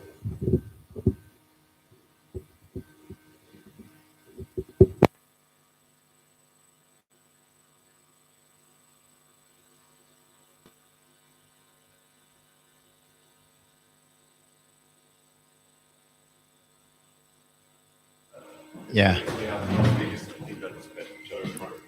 We're just dropping the bass a little bit. Oh, he's got a...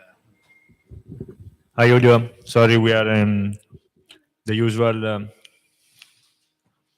Ciao. usual event problem in gathering people and after people.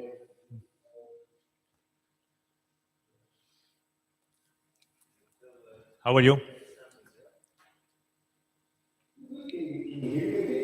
Now I can hear you well. I think you have to Yeah. hear probably. Yeah. It's just different behind the speakers. Yeah.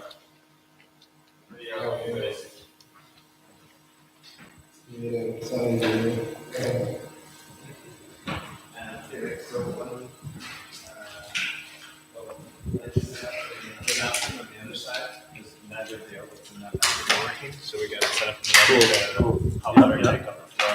Hopefully it lights up when we needed to light up the dish area, for example. It kind of shows over it, but anyway, there should be some light generated. So we'll see how it goes anyway. Yeah. Second question, Wi-Fi upstairs. Do I need your phone or your app? Yeah, my phone, my app, it's in German. Okay, well, let's do this after this. Yeah, sounds good.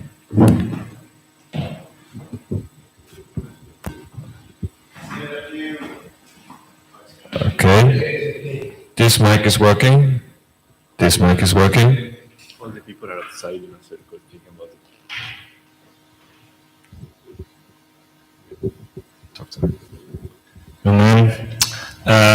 All the people are, because we moved the questions of the previous presentation in the outside, so we could start this, but now all the people are in a fucking circle speaking about that. We were too impatient to start with your session and made a mistake. So yeah, I guess we would need. Can you hear us? He's not here anymore. Okay, well, if he went for coffee and they went for coffee. No, let's have a call with him, me and you, so we speak about the CCA and stuff. On the computer. Oh, here he is.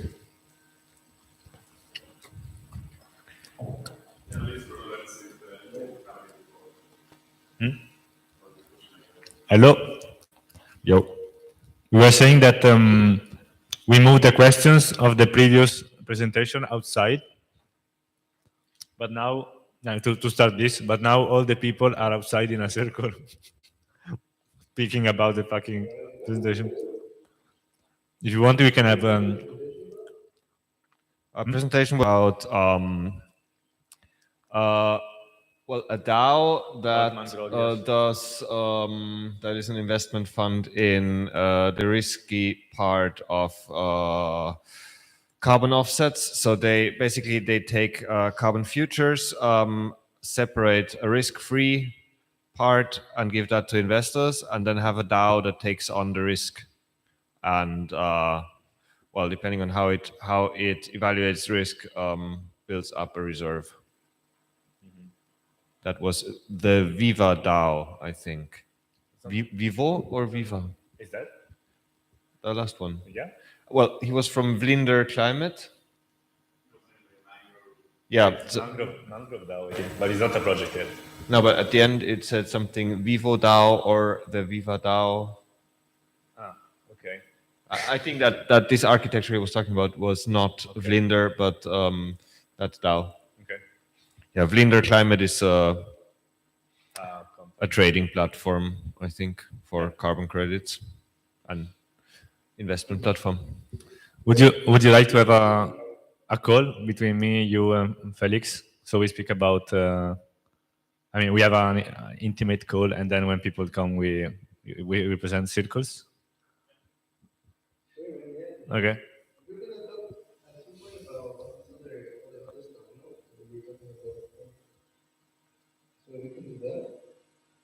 Okay.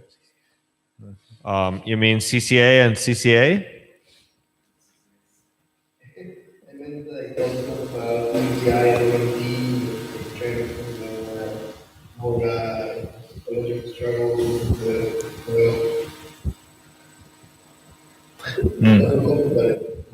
We don't understand the audio very clearly. We can move here. Yeah, Give us that 30 doesn't help seconds. much. We could just not run over speakers, just have it here as from the laptop audio.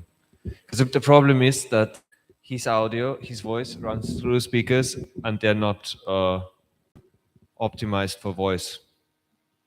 Okay. They would need. Well, maybe could you change something on your microphone? Like, is there an option? It's a little better. I think we'd need to tilt them more. Yeah, I'll lower the volume as well.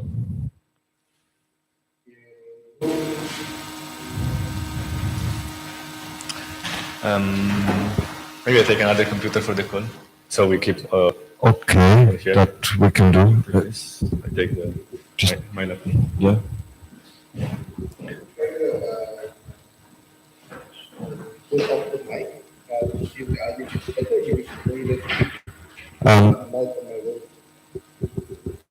I didn't get that last part because Julio was making noises, but Julio is now getting his laptop so we can have a private call with you now and jump on the presentation in a bit when there's more audience. Is that okay?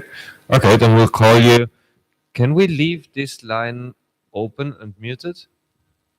Or we can also just set it up later. But if it's already there, let's leave it open and we call you from another device, okay? Cool.